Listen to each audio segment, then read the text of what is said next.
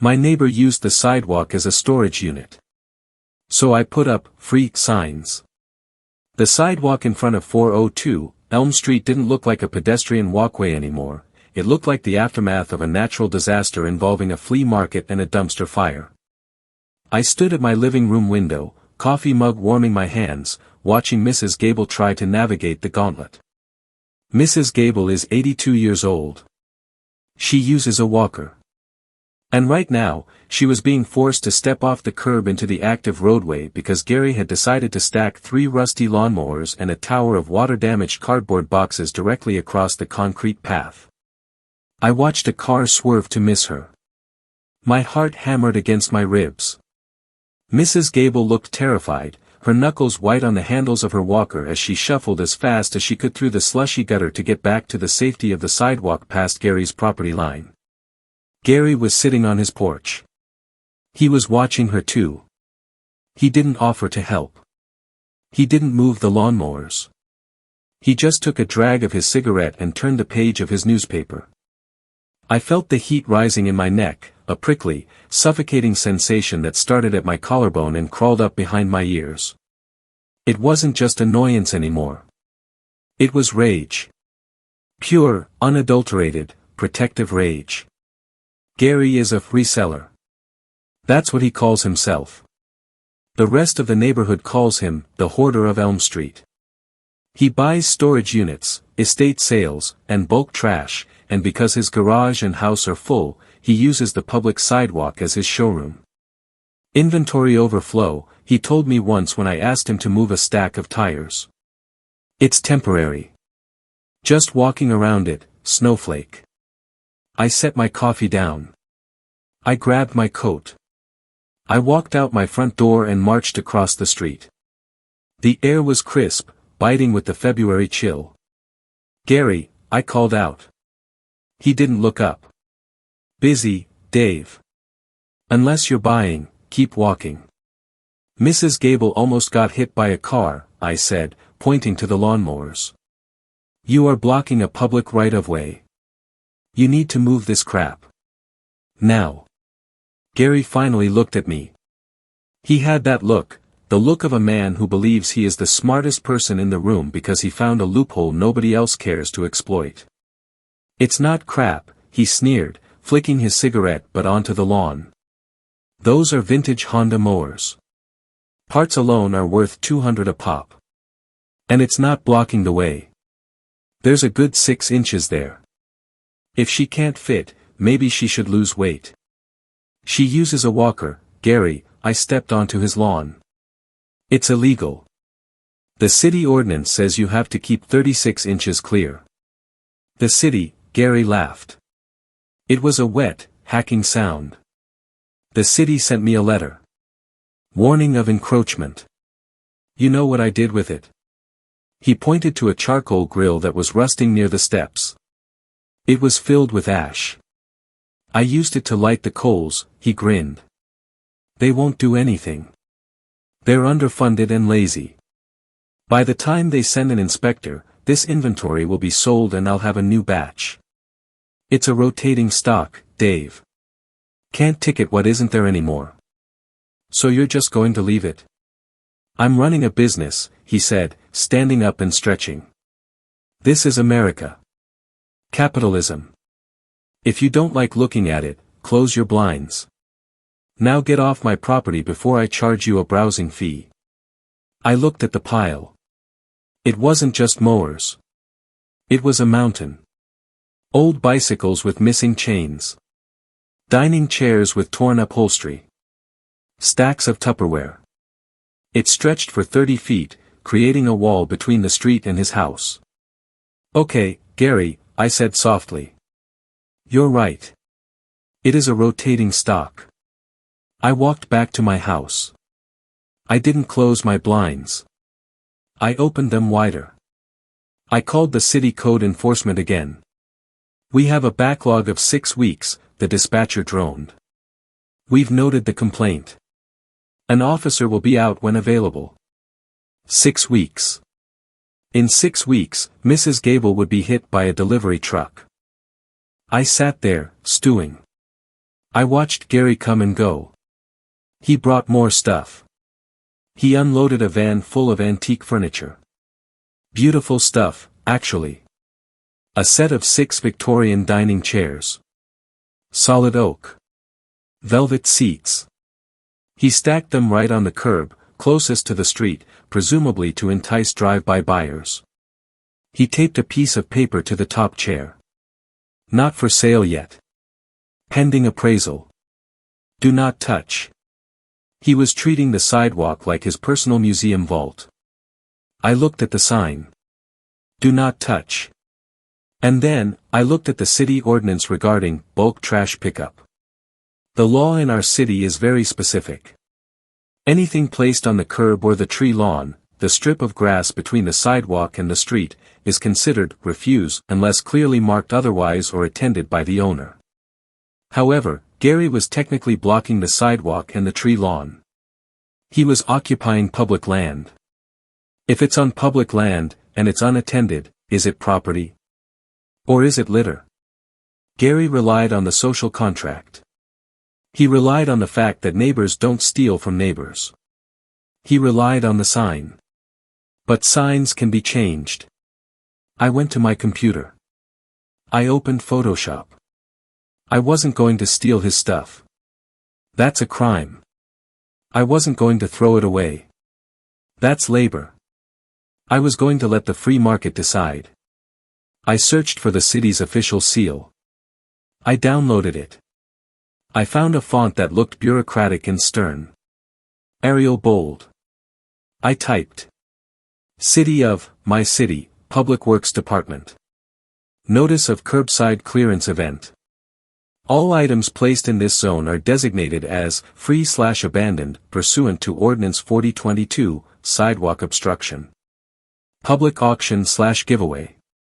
Please take all items. Help keep our streets clean. I printed 20 copies. I laminated them. Then I made simpler ones. Bright neon green paper. Sharpie. Free. Everything must go. Take it all. I waited. I set my alarm for 3:30 a.m. The street was dead silent. The streetlights cast long, yellow shadows over the snow. Gary's house was dark. His truck was in the driveway, which meant he was home, asleep, dreaming of profit margins. I dressed in black. Hood up. Gloves on. I grabbed my stack of flyers, a roll of heavy-duty packing tape, and a staple gun. I slipped out the side door. The cold air hit my face like a slap, waking me up instantly. I crept across the street, sticking to the shadows of the trees. The pile loomed ahead of me. It looked even bigger in the dark. It was a fortress of junk. I started at the ends. I taped the neon green free signs to the bicycles. I taped one to the stack of tires. Then I moved to the premium section. The Victorian chairs. Gary's note was still there. Not for sale yet. I didn't remove his note. That would be tampering. Instead, I taped my official-looking city notice flyer right next to it. And then, I taped a massive free sign across the seat of the top chair. I worked quickly. I stapled flyers to the telephone pole directly above the pile. I taped them to the cardboard boxes. I stepped back. The pile now looked like a sanctioned city giveaway. It looked like an invitation. I wasn't done. I walked 2 blocks over to the main road. I taped a sign to the stop sign facing the busy intersection. Huge curb alert. Antiques, tools, furniture. Free. 402, Elm Street. I did the same thing on the other side of the neighborhood. I ran back home. I was inside by 3:55 a.m. My heart was pounding a frantic rhythm against my ribs. I felt like a bank robber, but instead of taking money, I was giving away lawnmowers. I sat by the window. I couldn't sleep. At 5:15 a.m., the first truck arrived. It was a beat-up Ford Ranger with wooden slat sides. A scrapper. These guys are the sharks of the suburban ecosystem. They smell metal from miles away. The truck idled in front of the pile. The driver leaned out. He shone a spotlight on the mess. He saw the free sign on the lawnmowers. He didn't hesitate. He hopped out. He was a big guy in coveralls. He grabbed the first mower and hurled it into the bed of his truck. Clang. He grabbed the second. Clang. He grabbed the grill. Crunch. He looked at the chairs. He paused. He read the note I had posted. Then he read Gary's note. He shrugged. He grabbed 2 chairs and tossed them in. He drove off. I smiled. The dam had broken. At 6 a.m., the sun began to lighten the sky. The early morning commuters started driving past. A minivan slowed down. A mom got out. She looked at the boxes of Tupperware. She looked at the sign. She started loading boxes into her trunk. Then a guy in a sedan stopped for the bikes. By 7:30 a.m., it was a feeding frenzy. There were 4 cars parked haphazardly in the street. People were arguing over a lamp. A guy was trying to fit a bookshelf into a convertible. The sidewalk was clearing rapidly. I watched Mrs. Gable come out of her house down the street to get her paper. She stopped. She looked at the activity. She smiled. She actually waved at one of the scavengers who was hauling away a rusty radiator. But the main event hadn't happened yet. Gary was still asleep. At 8:15 a.m., the street was almost clear. The chairs were gone. The mowers were gone. The boxes were gone. All that was left were some scattered papers and a broken broom. And that's when Gary's front door opened. He stepped out in his bathrobe, holding his coffee, scratching his stomach. He looked at the sky, checking the weather. Then he looked at the sidewalk.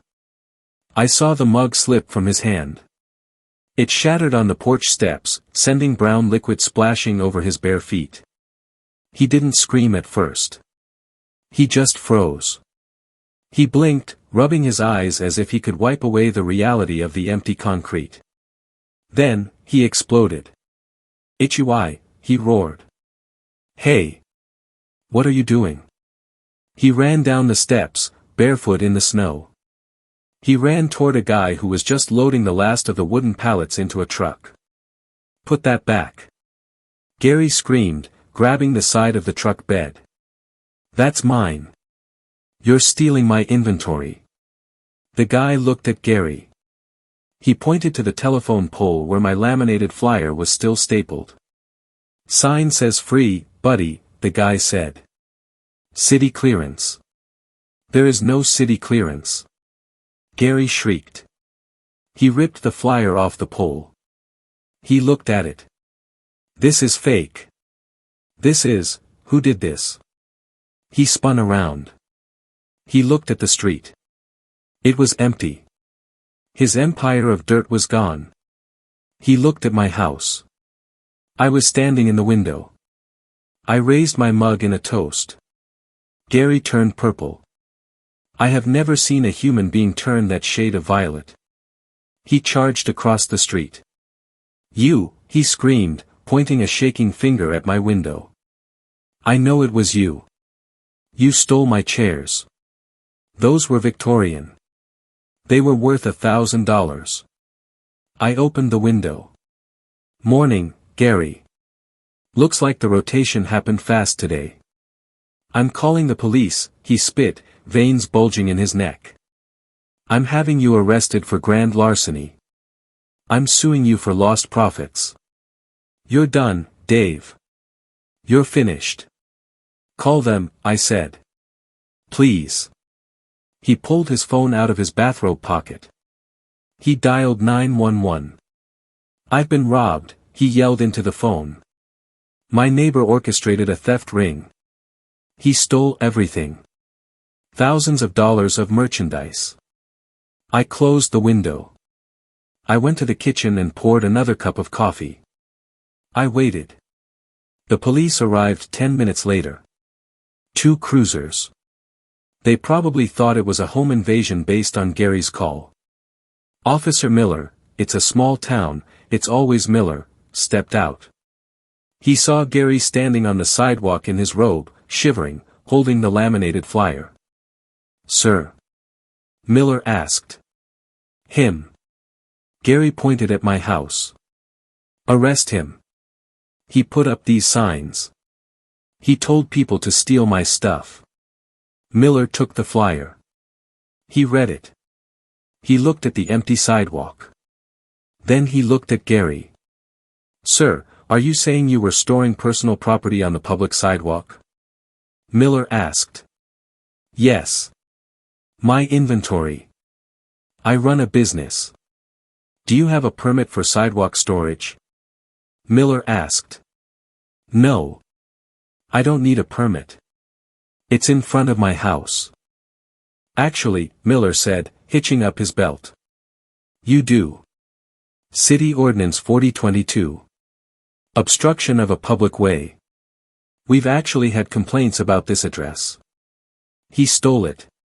Gary stomped his foot. "It doesn't matter if it was on the sidewalk. It was mine." He put up fake signs. Miller walked up to my porch. I came out. "Officer," I nodded. "Did you put up these signs, sir?" Miller asked, holding up the flyer. "I put up signs alerting the neighborhood to a hazard," I said carefully. "The ordinance states that items left on the curb for more than 24 hours are considered abandoned refuse. I was simply helping the community clean up the blight." Mrs. Gable couldn't get her walker through. Miller looked at Mrs. Gable, who was watching from her porch. She gave a little wave. Miller looked back at Gary. "Sir," Miller said to Gary. "Technically, if you place items on the curb and leave them unattended, they are considered trash. It's curb alert rules. If you wanted to keep them, they should have been in your garage or behind your property line. But the sign says, city auction." Gary argued. He impersonated the city. "It says, city mandated clearance," I corrected. "Which is true. The ordinance mandates clearance. And the people cleared it. It's theft." Gary screamed. "It's trash removal," Miller said, his patience wearing thin. "And frankly, sir, you saved yourself a citation. If I had come here and seen the obstruction you're describing, I would be writing you a ticket for $500 right now. Consider this a warning. Keep the sidewalk clear." Gary gaped. "You're letting him get away with it?" "He cost me $5,000. You can take him to civil court if you want," Miller shrugged.